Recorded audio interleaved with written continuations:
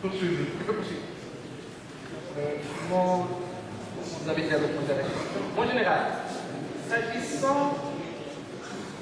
S'il vous plaît. S'agissant des armes, y a-t-il une note qui a été prise mettant fin à l'achat des armes? Une note écrite. De votre souvenir. Est-ce qu'il y a une note écrite qui a été? Il n'y avait pas de note, c'était un peu comme une mécanique. On a dit, bon, écoutez, cette opération nous coûte cher. Bon, on doit arrêter cette opération et de ne plus continuer. Donc il n'y a pas une note écrite.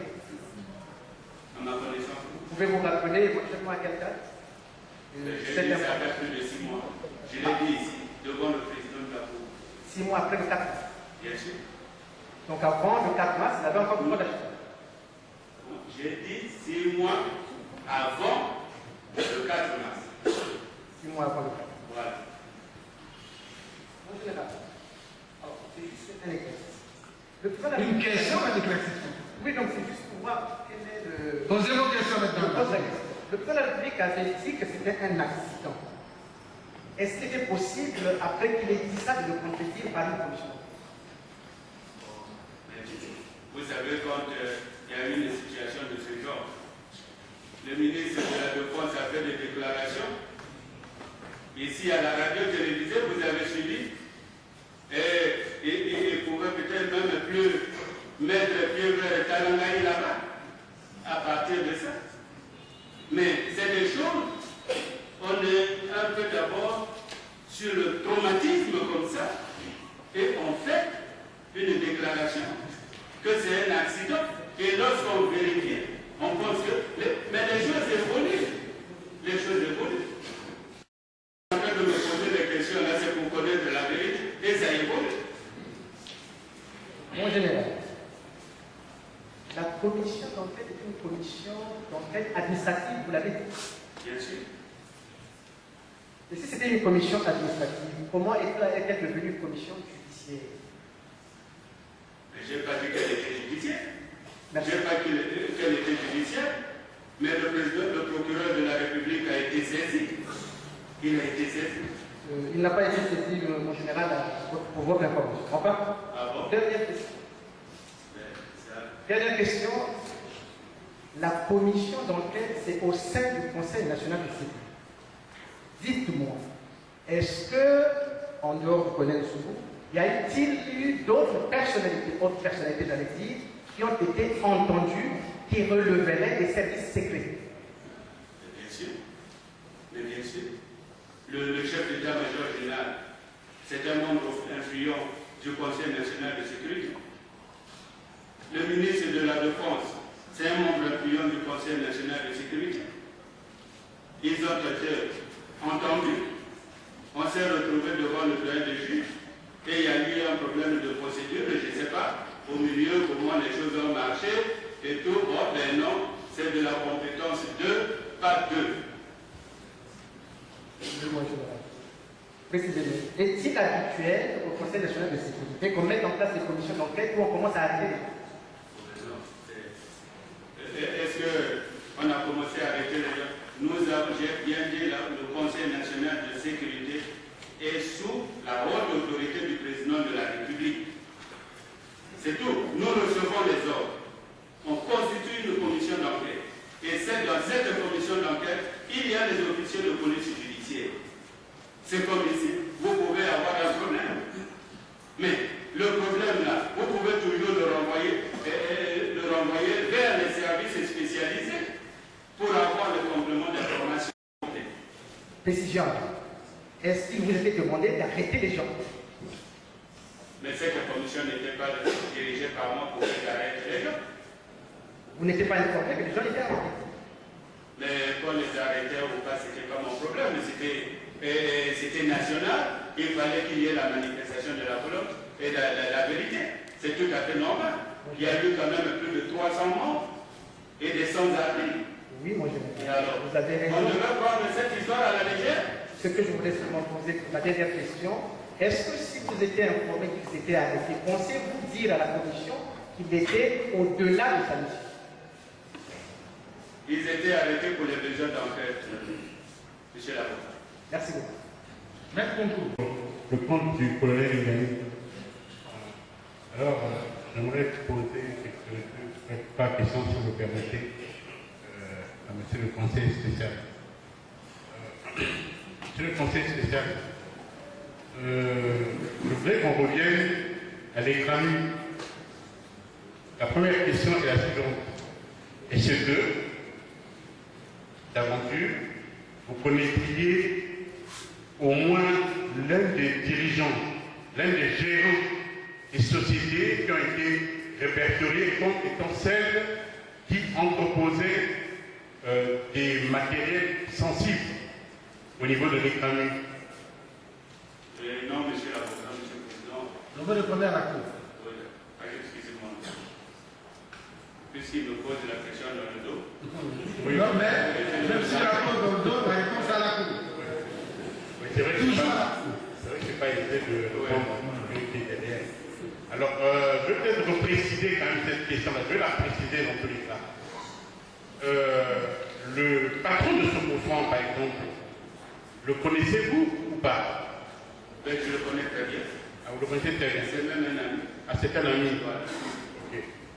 Ce n'est pas pour personnaliser le débat, mais tout de même, que vous inspire l'idée selon laquelle, par exemple, la société Socofran était répertoriée parmi celles qui ont proposé donc, ces matériels-là au niveau de l'écran.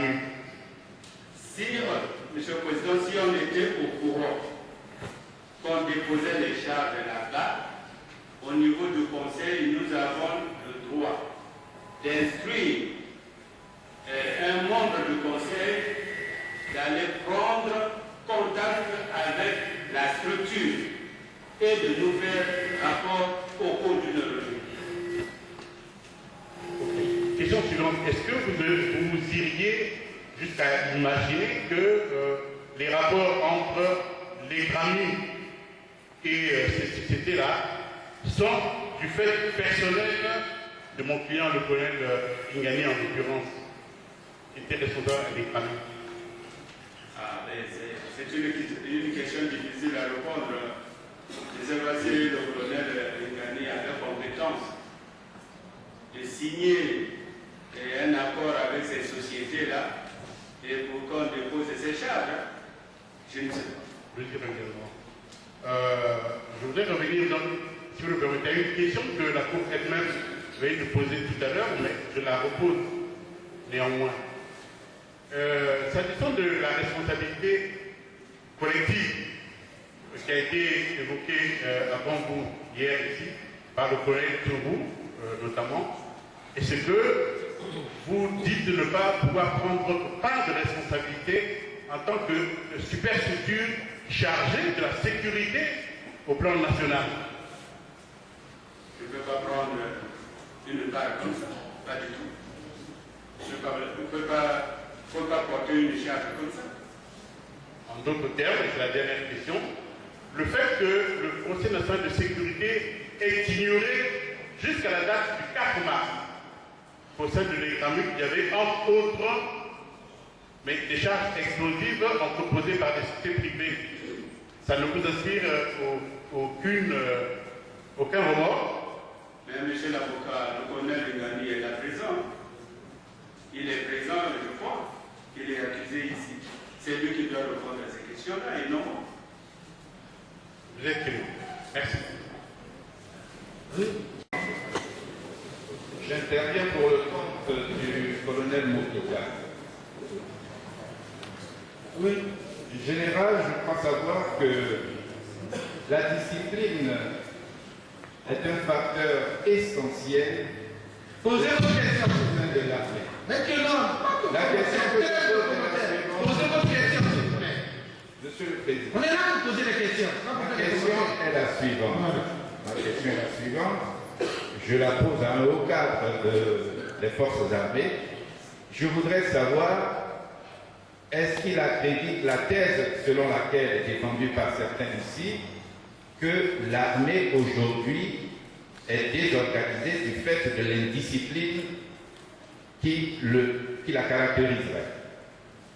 Est-ce qu'aujourd'hui, on peut dire que notre armée est indisciplinée et désorganisée? Nous sommes sortis de la guerre.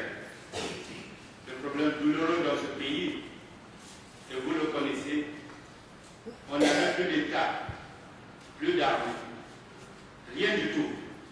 Mais on a tout fait. Et aujourd'hui, nous sommes fiers de notre armée. Je crois que vous avez suivi Djambala, comment notre armée s'est comportée sur le terrain. Votre réponse?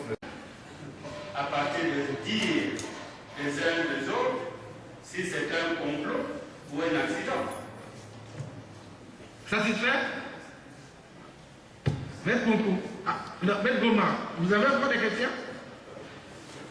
Juste, l'accusé n'a pas encore été entendu en cette phase-là. Le débat contradictoire devant vous ne pouvait être appelé à la barre, notamment pour être confronté éventuellement.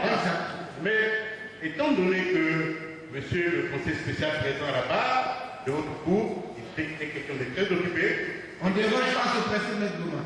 Je vais là où vous voulez en venir. Vous pouvez l'entendre, vous prenez les amis. Il n'a pas encore été interrogé. Vous avez confronté en temps utile le ministre Jean-Dominique Okemba. Elle a dispensé à la justice et en temps de besoin, on le fera venir. Merci beaucoup. Attendez, tout On le fera venir. D'accord. Voilà. Oui, Maître.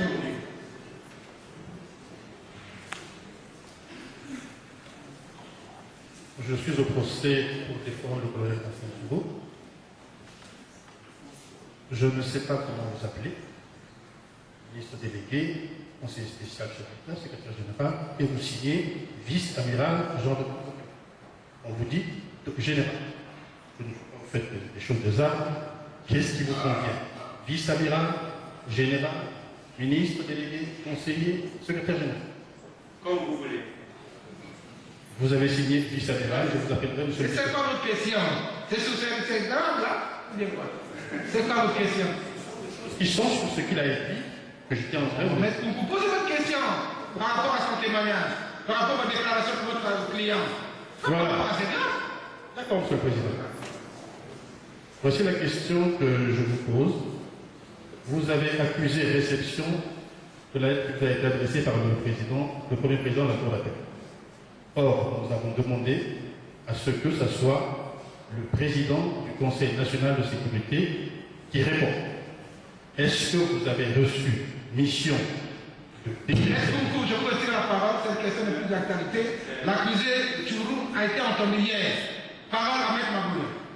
C'est une question inapte, parce qu'elle n'a plus son sens, dîner de tout à tout temps. Parce que l'accusé Tourou a été entendu hier, n'est-ce pas? Maître Maboulé, vous avez la parole. Merci, Monsieur le Président. Amiral, bonjour. J'ai ici le procès verbal numéro 055 par 012 du 25 mai 2012 devant le juge d'instruction Okemba Jean-Dominique. Votre déposition. Sur une question d'interpellation, SR, vous avez déclaré ce qui suit, et c'est écrit dans le procès verbal. Je reconnais, c'est sur la monnaie, la fausse monnaie. Je reconnais avoir donné des instructions au colonel Marcel Tourou de mener une enquête sur la contrefaçon de billets de banque. C'est en 2007. Il y a un rapport qu'il a envoyé à la discrétion du président de la République. C'est écrit dans ce procès verbal numéro 55 par 012 du 25 mai devant le juge d'instruction, déposition de Okemba Jean-Dominique. Qu'est-ce que vous pensez de ce procès verbal? Cette déposition, mon amiral. C'est une mauvaise interprétation. Vous savez, le français, quand vous le parlez, celui qui l'écoute interprète de sa manière. Merci, amiral. Deuxième question. Monsieur le Président, je voudrais vous présenter mes excuses les plus plates parce que j'ai oublié la formule d'introduction. Mais vous avez zéro. À l'évaluation, vous avez zéro. Je me rattrape. Il n'y a pas de session de rattrapage. Posez votre question, s'il vous plaît. Merci. Deuxième question, amiral. Qu'est-ce que vous pensez de l'affiche du 20 mars 2011, enregistrée sur le numéro 308, que vous adressez le général de division Gilbert Mokoki, intitulé Fiche à la haute attention du secrétaire général du Conseil national de sécurité, où il mettait à votre disposition l'information selon laquelle les militaires avaient encore des armes et qu'il fallait continuer à racheter les armes. Donc je lis une seule phrase. La présente fiche a pour objet d'appeler la haute attention de Monsieur le secrétaire général du Conseil national de sécurité sur la nécessité de poursuivre l'opération de rachat d'armes de guerre détenues par des ex-combattants encore actifs dans le département du Poul. Qu'est-ce que vous pensez de cette fiche qui a attiré votre attention sur le fait que les armes, il y en avait encore et qu'il fallait continuer à les racheter? Maître, on va arrêter de ce débat dans la correspondance. On parle à verser. Il faut la produire, on va discuter. Le principe du contradictoire. Parce que là, vous prenez tout, les autres parties. Mais les élèves, avez-vous reçu la pièce? Vous l'évoquez comme un préjudicateur, vous n'êtes pas croyant. Vous en sortez de votre rang, mais elle n'a pas été discutée. Respectueusement, s'il vous plaît. Communiquez-la à toutes les parties.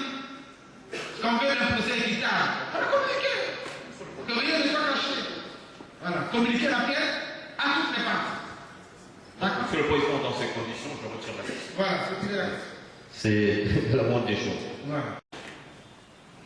À l'amiral Jean-Dominique Okemba, est-ce que, avez-vous, amiral, confié au colonel Sourou la tâche de rédiger la note de service qui mettait en place la mission?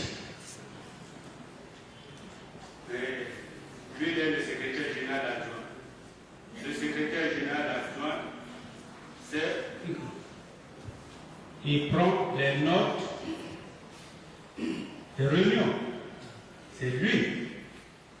Après avoir réuni toutes les conditions avec les noms, le président, le vice-président, les membres qui composent cette commission, il revenait à lui, en tant que secrétaire général adjoint, c'est ses prérogatives, de me proposer une note, par exemple, de service, et que je devais amender. Merci. Lorsque cette date arrive, ou s'approche, vous arrivez d'organiser une fête? Pas du tout. Je n'ai jamais organisé une fête, sauf les cadeaux et les gâteaux que mes enfants, les petits-fils m'apportent. Parce que je n'aime pas les fêtes, je n'ai pas le temps pour ça. Mais je suis d'accord avec vous, mais quand c'est une fête quand même au niveau national, vous êtes là. Comment? Il y a une fête au niveau national, vous êtes quand même présent. Mais ça, c'est tout à fait normal, c'est l'indépendance du Congo. Je ne parle pas seulement de l'indépendance du Congo, je parle des fêtes nationales. De la fête nationale de la du Congo. Mais c'est quoi ça? C'est ça notre fête nationale. La fête nationale du Congo, c'est à l'occasion de l'indépendance du Congo. Oui, monsieur le Président, peut-être qu'il y a d'autres cérémonies, des choses qui sont faites. C'est pas aux cérémonies officielles. Mais toutes les cérémonies officielles, là où est le président est présent, je suis là. Puisque je m'occupe de sa sécurité, comment voulez-vous que je sois absent? Merci, monsieur le Président. Je voulais poursuivre dans la même ligne. Est-ce qu'il est arrivé chez vous qu'un de vos enfants ou ceux qui vous ont cher aurait organisé un anniversaire? Est-ce que c'est déjà arrivé? Mais c'est arrivé. J'ai ma fille qui a organisé ses 33 ans à Benti. Et ça fait même pas un mois que je n'ai pas été à la fête. C'est sa mère qui était à la fête. Est-ce que vous avez je n'ai pas là, je ne pouvais pas poser cette question parce que c'est de tel que vous parlez. Mais la question que je voulais savoir, est-ce que quand on organise une fête au niveau de la famille, est-ce que c'est important que d'autres personnes puissent participer à cette fête? Ça dépend de l'affinité que vous avez avec les personnes. Vous les invitez en fonction de vos rapports. Je vous remercie. Mais est-ce que si vous n'invitez pas des personnes avec qui vous n'avez pas d'affinité ou encore des relations particulières, est-ce que ça peut poser des problèmes? Pas du tout. Pas du tout, c'est ça. Merci, Monsieur le Président. Alors, parce que vous avez dit tout à l'heure, je ne voudrais pas commenter, que vous n'avez pas été informé. C'est pour ça que j'étais un peu de m'inquiéter, mais j'ai la réponse. Je voudrais maintenant parler de Ngami. Ngami se retrouve en prison. Vous confirmez que vous avez appelé de la maison? Vous pensez que j'ai eu des têtes et inventé des choses? Non, la question est précise. La sécurité du pays. Ngami est là présent, il m'a appelé 2 fois de la prison. Et je le confirme. Si vous voulez, je vous communique son numéro de téléphone. Monsieur le Président, est-ce que je peux demander... Monsieur le Président, excusez-moi, c'est à cette occasion que j'ai donné les instructions à la police de faire des fouilles au niveau, non plutôt à la gendarmerie, c'était en conseil de ministre, de faire des fouilles au niveau de la prison d'ici, parce que c'est pas normal qu'un détenu puisse avoir des téléphones, communiquer, ainsi de suite. Ça, c'est qu'elle est prison là. Sinon, c'est une prison congolaise. On voit ça seulement au Congo, pas ailleurs. Monsieur le Président, je voudrais demander avec votre permission, est-ce que vous pourrez faire comparaître M. Ngami? Je voudrais demander à M. Ngami, est-ce qu'il rappelle qu'un jour, il a fait composer le numéro de M. Nzambe Atsangui? Renseignez-vous auprès de ceux qui prononcent bien. Monsieur le Président, ça se prononce pas comme ça. Oui, mais renseignez-vous comment ça se prononce. Oui. Répondez. Ça marche. Merci, Monsieur le Président, de m'avoir accordé la parole. En prison, nous avions un statut à nous. Avez-vous oui ou non appelé M. Jean-Dominique Okemba? Non, Monsieur le Président. Personne d'autre peut aussi appeler. Le général pense que c'est moi. D'abord, Francine, je ne le connais pas. Donc, derrière moi, personne aussi peut appeler le général. Mais nous, en prison, il n'y a pas de téléphone. C'est un petit nom. Vous n'appelez pas par le petit nom. Le petit nom. Oui, on vous l'a rappelé tout à l'heure par mail. Nous sommes à 4 qui appelaient ce nom. Ata, Ngami. C'est-à-dire tous ceux qui étaient participés. Vous connaissiez ce petit nom là? Oui, oui. Nous sommes à 4. Monsieur le Président, et parmi les 4 qui connaissaient ce nom de Nzambe Atsenge, combien sont à la maison d'armes? Il n'y a que moi.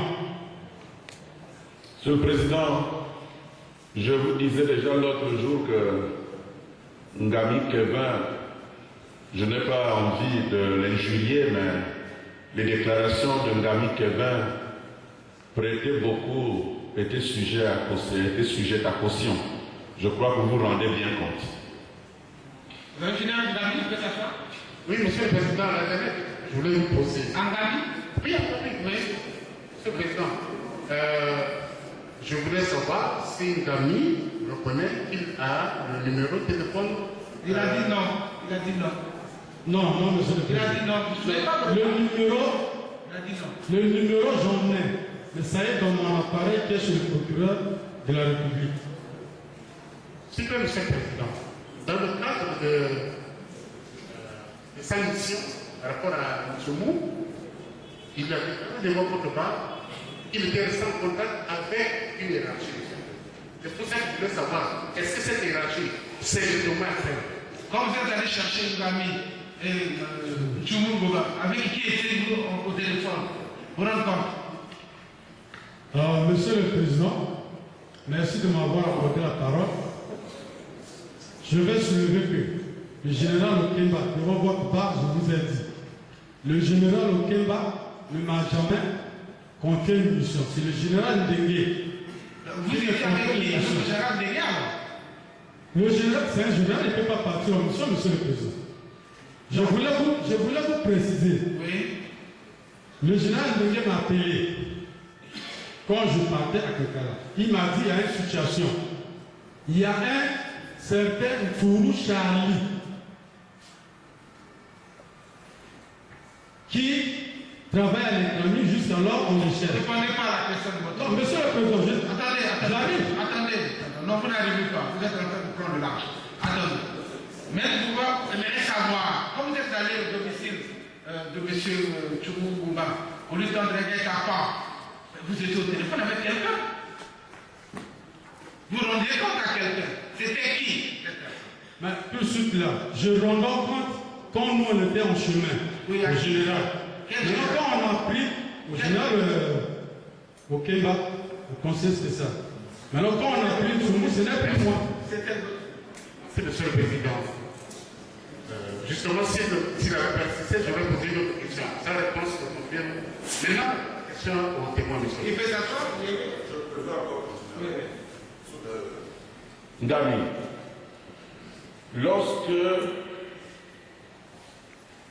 est-ce que vous avez demandé ou dit au général Ndengue que vous aviez une information capitale à donner au vice-amiral au Kenya?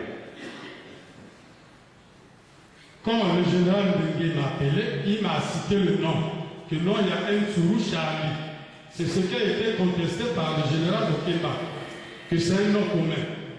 On m'a confié la mission quand le général Okemba a dit que non, Tourou Charlie n'existe pas, c'est un nom commun. C'est Tourou Ngomba Charlie. J'ai reconnu le nom, lui c'est mon nom, et c'est à partir de là qu'on m'a confié la mission. Vous avez entendu le vice-amiral dire que vous ne vouliez même pas dire cette information au général Ndengue.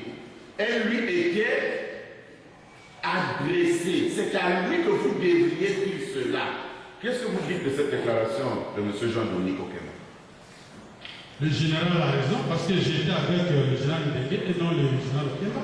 Est-ce que cela veut dire que le général Ndengue était déjà informé de cette histoire de 40 millions? Oui, monsieur le procureur. Qui lui avait dit? Pas l'histoire de 40 millions, mais l'histoire de Tchoumou. Voilà. Qui l'avait informé?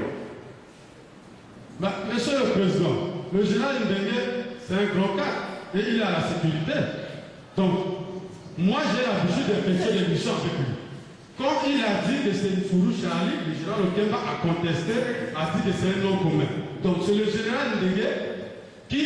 Non, c'est le général Okemba qui a dit c'est pas Tourou Charlie, c'est Tchoumou Ngomba Charlie, que j'ai reconnu. Et que la commission avait besoin de lui, parce que tous les autres qui passaient devant la barre, ils citaient le nom de Tchoumou comme à la commission. Donc c'était dans mes obligations d'aller chercher Tchoumou. Je voudrais dire, ou redire, parce que je l'avais déjà dit à la cour, que Ngami Kevin se retrouve aujourd'hui comme quelqu'un qui a causé beaucoup de tort à ses parents pour des raisons inavouées et qui veut petit à petit... Monsieur le Président, ça c'est les injures. Allez vous asseoir. Et qui veut sortir la tête de l'eau. Allez vous asseoir. Ça vous tirera toutes les conséquences. Dernière parole. Oui, monsieur le Président. Dernière parole. Vous avez la parole en dernier. Oui, monsieur le Président. Monsieur le Président, je voudrais, avant de vous demander quelque chose, combien de temps... Vous savez Oui, monsieur le Président. Combien de temps, question sur M. Okemba, combien de temps, selon la réglementation militaire, une personne gradée de camp va rester dans son grade?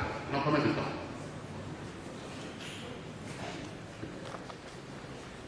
Combien de temps? Combien d'années? Combien d'années? Il y a, on dit, je n'ai pas de texte ici. Le capitaine a commandant peut-être 3 ans, et ainsi de suite. Mais quand vous arrivez au grade de colonel, pour passer général, c'est du ressort lui-même du président de la République parce que c'est comme un politique. C'est lui, c'est son pouvoir discrétionnaire et ce n'est pas les commandants d'armée qui proposent, comme ils ont l'habitude de le faire. Grade de lieutenant, grade de commandant. Ça, c'est proposé par eux. Il y a une commission au niveau de l'état-major. L'état-major se réunit, envoie chez le ministre de la Défense. Le ministre de la Défense envoie chez le président de la République qui signe les décrets de nomination de ces officiers supérieurs. Mais comme tu sais, au niveau de général, c'est le président qui appelle, par exemple, le ministre de la Défense ou le ministre de la Sécurité et dit, bon, je veux nommer un tel au grade de général. Et il le nomme. Satisfait? Oui, Monsieur le Président. J'ai une question à poser, mais je voudrais inviter, avec votre permission, à M. Martin Tourou d'aller à la parole. Accusé Tourou, voilà.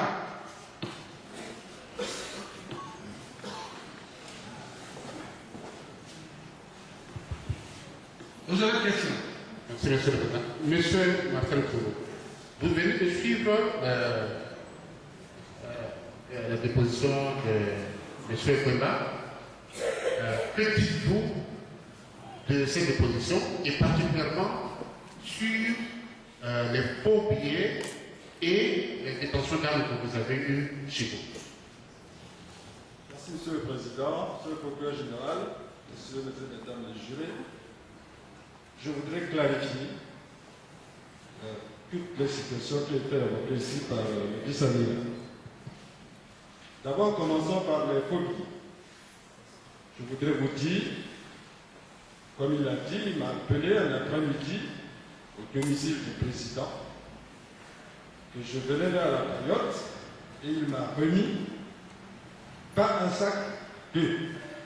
Le premier conteneur des billets, mais le deuxième conteneur, quelques résidus de quelques tubes, etc. J'avais avec moi mon chauffeur et mon gars. Pour en témoigner. J'ai pris cet argent. Il m'a dit, tu peux regarder avec exemple. J'ai pris cet argent. J'aurais pu mener l'enquête moi-même. Mais comme je prenais ce qu'il m'a dit pour une instruction, j'ai appelé Nzambi et je lui ai dit dans quelles circonstances il devait mener cette enquête. Ce qu'il faut retenir d'abord, c'est que ces billets proviennent du domicile du président et ont été remis par le contre-amiral. Donc, de toutes les façons, la contrefaçon de ma part n'existe pas. J'ai samedi à mener cette enquête. J'ai ici le compte rendu. Et j'ai fait le compte rendu. C'est ma secrétaire qui a déposé chez l'amiral le compte rendu en deux exemplaires. Pour lui, vice-amiral, et pour le président. Je vous dis que le président m'a reçu. Je ne me souviens pas si ce n'est pas le secrétaire général qui m'avait dit. Le président m'a reçu. Nous avons parlé de cette enquête. Et après, contrairement à ce que dit le vice-amiral, il m'a donné la mission d'aller des canards et de regarder là-bas, comme ce seraient les élections, tout ce qui circulait comme folie. Essayer de prélever des échanges. Ce que j'ai fait, et j'ai le rapport avec moi. Le rapport a été transmis au contre-amiral. S'il se souvient bien, j'étais à Ngo pour rencontrer M. Nyokono. Je suis parti au village. Je lui ai envoyé le rapport sur mon entretien avec M. Nyokono à la demande du président. Je lui ai envoyé la situation de sécurité sur l'axe Ngo-Djambala de Cana et je lui ai envoyé ce rapport qui ne portait pas sur beaucoup de pays qui situaient là où ils étaient pris Et j'ai dépêché. Je crois que j'ai dépêché au premier, si je ne me trompe pas, pour aller lui remettre ça. Donc, il faut que ça soit clair que ça s'est passé comme ça.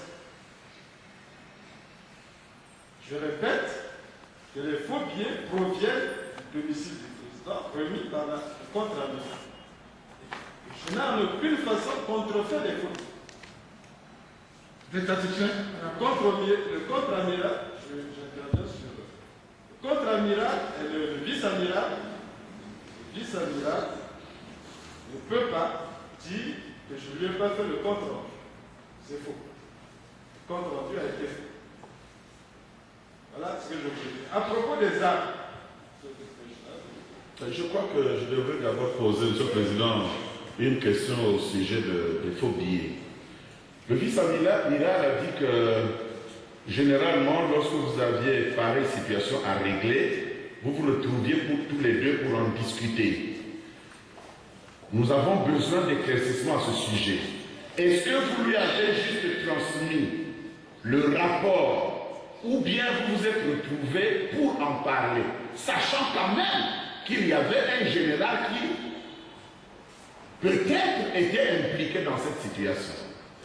J'ai donné l'enquête au directeur des renseignements militaires. Il m'a rendu compte, il m'a envoyé un rapport. Tout ce que j'ai fait, j'ai collé, soit transmis et je lui ai envoyé. C'était à lui de prendre l'initiative de m'appeler pour qu'on en discute. Je crois que lui, il a transmis au président sa copie. Et c'est le président qui m'a appelé. Je suis parti du domicile du président dans son salon. Nous en avons parlé. Est-ce que le contre-amiral était au courant de notre causerie?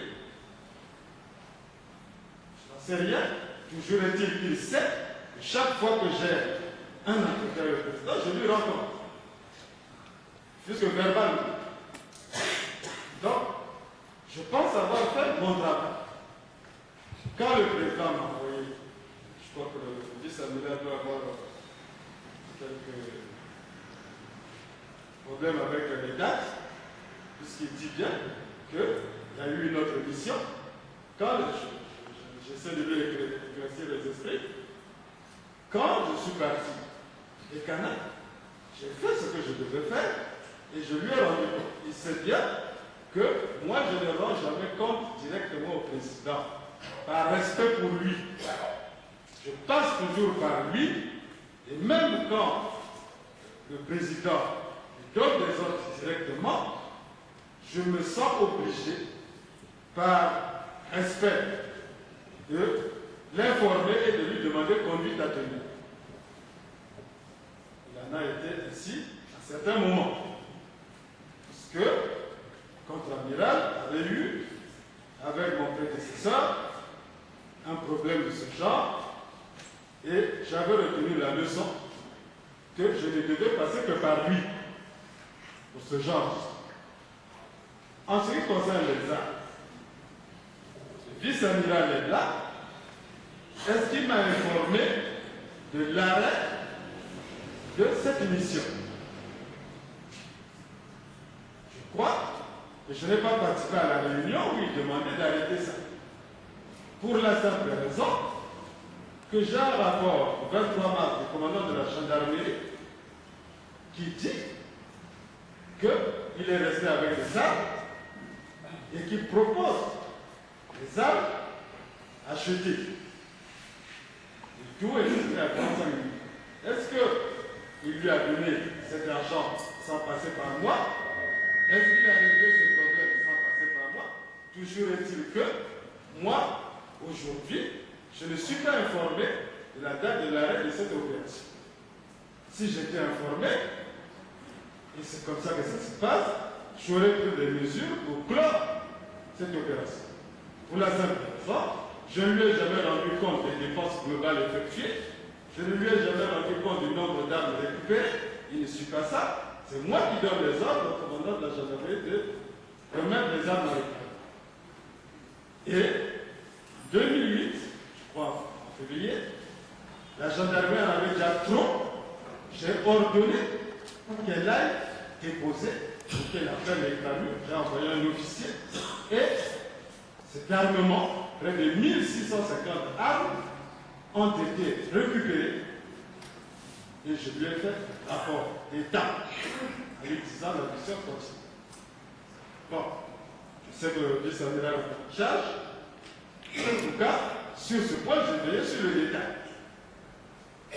Donc, nous sommes là dans une situation où il m'a confié la charge de l'opération. Il a peut-être arrêté ça, il me dit, bon, il y a 6 mois. Moi, je ne suis pas au courant. Moi, nous sommes dans une situation où l'opération, je l'avais suspendue parce que le colonel Gakala avait une charge, il fallait immobiliser le coude. Il fallait prendre les armes dans le coude, près de 5 000 armes. Et ça coûtait cher à l'État. Je ne pouvais pas à ce moment-là lui demander de rentrer dans ce jeu et de continuer à demander à l'État de sortir de l'argent. Mais moi, je ne lui ai pas fait le bilan de l'opération. Donc, si ça a été arrêté, c'est à mon insu. Et à ce moment-là, c'est tout simplement que je devais prendre des mesures pour refaire le point, prendre les armes qui étaient à la gendarmerie, prendre les armes qui étaient chez moi, remettre et faire le compte rendu définitif en disant combien d'argent on a dépensé, combien d'argent on a acquis, et puis en disant ce qu'il faut faire de cet argent. Je voudrais vous dire que ce n'était pas automatiquement que l'on remettait les armes au service habilité. Pour la simple raison, j'ai les documents. L'opération a commencé le 26 décembre 2006. C'est en 2008, février 2008, que nous avons rendu la première tranche d'armement. Moi, j'ai le document. 2008. Nous avons rendu la première tranche d'armement, ça faisait 1650 ans. Donc, de 2006 à 2008, cet armement était gardé. Jusqu'à aujourd'hui, probablement, au niveau de la gendarmerie, sauf si on m'a contourné, il y a encore des armes. En tout cas, l'armement qui se trouve chez moi et qui devait être restitué. Voilà, je voulais préciser ces choses-là. Maintenant, en ce qui concerne les nominations... On ne vous a pas posé des questions là-dessus. On ne vous a pas posé de questions là-dessus. Mais c'est votre avocat qui a posé des questions. Du général Moukouki, du général Monjo, du colonel Ndakala, ils affirment que cette opération était terminée. Ils disent aussi que les armes ne pouvaient pas être gardées dans un domicile. Le colonel Ndakala précise même, quelle que soit votre fonction, mon colonel, qu'est-ce qui faisait que vous gardiez donc les armes à votre domicile? Merci, Monsieur le Président, Monsieur le Procureur général, Mesdames et Messieurs les jurés. Nous avions une opération indépendante des services secrets. Cette opération, vice-amiral me l'avait confiée. J'ai dit que le commandant de la gendarmerie s'occupait de l'armement des ninjas.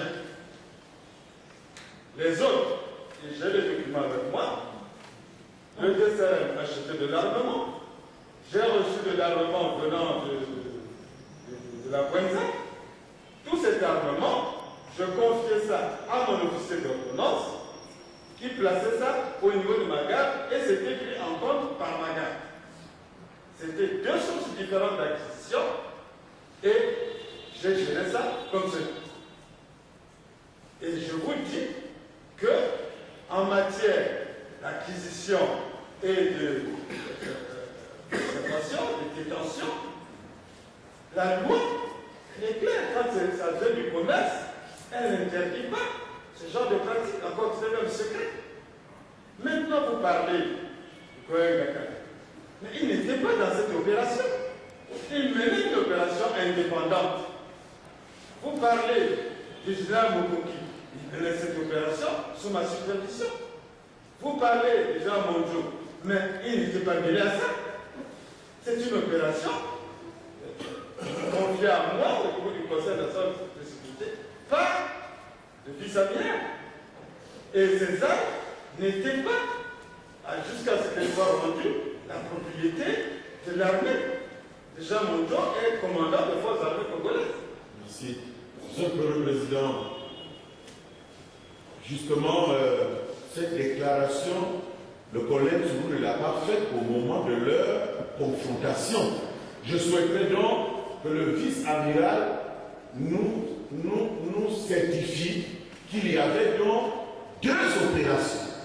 Une opération relevant de leur sort et une autre qui relève de l'armée.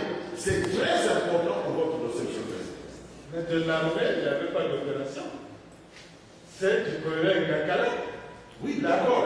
Le colonel Gakala effectue une opération dans le cadre de l'ONU. C'est parce que, au dernier moment, l'ONU n'a plus financé et l'État congolais était obligé de trouver de l'argent pour démobiliser 5 000 ninjas. Il menait cette opération, nous on menait la nôtre. L'armée n'exécutait pas cette opération. Je termine avec le colonel, et si vous pouvez donc avoir confirmation. C'est bon. Vous avez posé une question? J'ai tenté donc de demander au vice-amiral. Vous pouvez vous asseoir, s'il vous plaît. C'est une question. Mais le procureur général, le procureur général, vous n'avez pas. Il pose la question, vous n'avez pas le droit de la faire. Vous avez la parole, s'il vous plaît. Puisque c'est maintenant là les règles de déontologie. On peut interrompre le procureur général. Bon. Alors, l'amiral, justement, à la lecture de toutes les déclarations, nous n'avons pas perçu la déclaration que vient de faire aujourd'hui le colonel Sourou. Je voudrais donc, pour des besoins de précision, savoir combien de missions de ramassage d'armes y avait-il? Merci, Monsieur le Président, Monsieur le procureur général, Monsieur le Président. Moi, je vais confier que la mission à mon niveau. Au niveau du Conseil national de sécurité, j'ai donné les ordres à mon adjoint. Vous le savez, je suis très chargé. Je suis dans l'émission et je lui ai fait confiance. Il venait vous le dire, je venais de le dire. C'est pour ça que j'avais dit que c'était un enfant de la maison. Et j'avais créé ce lien-là avec le président pour qu'il rende compte au président, même quand je suis absent. Parce que rien ne devait nous échapper. Je ne suis pas comme les autres chefs. Nous sommes une équipe, nous ne sommes pas une foule. Une équipe a des objectifs, pardon. Mais une foule, c'est le chahut. Et j'ai créé ces conditions. Moi, je sais que j'ai donné des ordres, rien que pour une opération, mais ailleurs, je ne connaissais pas. Donc, vous n'avez que la maîtrise des instructions que vous avez données à votre adjoint. Le reste, le colonel Kakala relevait du DDR et le général Mokoki relevait de la gendarmerie nationale. Général, est-ce que votre adjoint vous avait dit au moins une fois que les armes, certaines armes qu'ils étaient en train d'acheter étaient gardées à son domicile? Non, Monsieur le Président, c'est seulement une fois le colonel, le général Ombéli m'avait rendu compte qu'il avait des armes à son domicile et ça coûtait une somme peut-être de 15 millions. Je lui ai remis les 15 millions et les armes ont été versées à la pension centrale. Est-ce qu'il était normal que donc le colonel Sourou garde les armes à la maison? Pas du tout, parce que c'est des choses qui nous poursuivent. Comment ça? Pas du tout. Il n'avait pas la mission de garder ses armes à la maison. Si au moins il les avait gardées au bureau, ça devait se comprendre. Oui, merci Monsieur le Président. Monsieur le Président, très sérieusement, je voudrais vous dire que je n'avais aucune intention de faire. L'incident est clos pour la poser vos questions. Oui, Monsieur le Président. La question de... Je voudrais demander au général le ramassage des armes dont vous avez compris la mission au colonel Tourou. Comment ça se passait? Est-ce que quand il prend une arme, immédiatement, il dépose quelque part, ou vous vous rendez compte immédiatement, ou bien vous avez donné un temps au colonel pour lui permettre de faire un rapport final? Mais j'ai bien dit, Monsieur le Président, que les armes, et quand il avait une somme donnée, il achetait les armes en fonction de cette somme-là. Et les armes étaient versées directement, je crois, vers la qui de droit, c'est-à-dire à la portion centrale là-bas, de l'armée. Il le sait. Et il le faisait même quand j'étais pas là. Merci, Monsieur le Président. Monsieur le Président, je voudrais demander toujours à témoin, est-ce que vous êtes arrivé d'infliger une sanction administrative au colonel Massé depuis le temps que vous avez été en santé? Pas du tout. Je vous remercie. La dernière question au général. Monsieur le Président, je voudrais savoir, est-ce que vous suspectez M. Marcel Tourou de commanditer un coup de force? Est-ce que vous êtes là avec ça? Pas du tout. Pas du tout. J'ai tout le monde à l'œuvre. Et c'est mon rôle. Monsieur le Président, j'ai une question pour le colonel Marcel Tourou. Oui, Madame, accusez tout. Et on va terminer avec vous.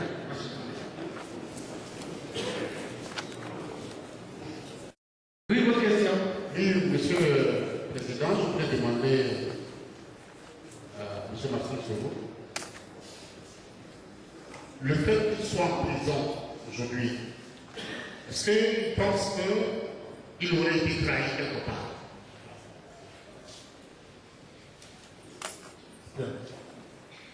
Je pense que des individus ont organisé une cabale contre moi.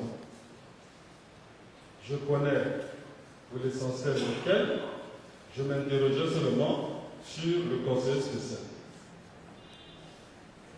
Comme il dit que lui, il ne gérait pas l'enquête. Donc, ce sont les trois autres qui ont organisé cette cabale. Je pense que nous sommes là, aujourd'hui, certainement, un peu édifiés sur ce qui s'est passé. Maintenant, je regrette, et j'ai toujours fait reproche au vice-amiral de prendre ce que disent les gens, c'est à mon avis son défaut, au comptant. Nous avons déjà eu ce genre de problème où les gens viennent dire n'importe quoi. 2009, on connaît, je le lui ai reproché. Parce que dans ce pays, les gens sont médisants. J'ai entendu tout à l'heure qu'il a renvoyé ma secrétaire parce qu'elle venait me donner des documents. Mais la secrétaire ne peut avoir aucun document. Le vice-amiral sait que moi, dans mes fonctions, j'ai tous les documents. Je sais très bien. Donc, je n'ai pas à attendre les documents de ma secrétaire. Lui et moi, il sait bien que je travaille à mon domicile. Il sait bien qu'il me donne des tâches de nuit. Il sait bien qu'on a toujours collaboré. Il sait bien que ces documents sont bien gardés. que je n'ai pas besoin que ce soit le secrétaire qui vienne me les donner. Donc là encore, c'est le mépris. Et je dirais inutilement une secrétaire qui vient me voir parce que je suis son chef. Merci. Oui, monsieur le président. Merci. Dernière question. Non, c'est fini. Merci beaucoup. L'audience est suspendue.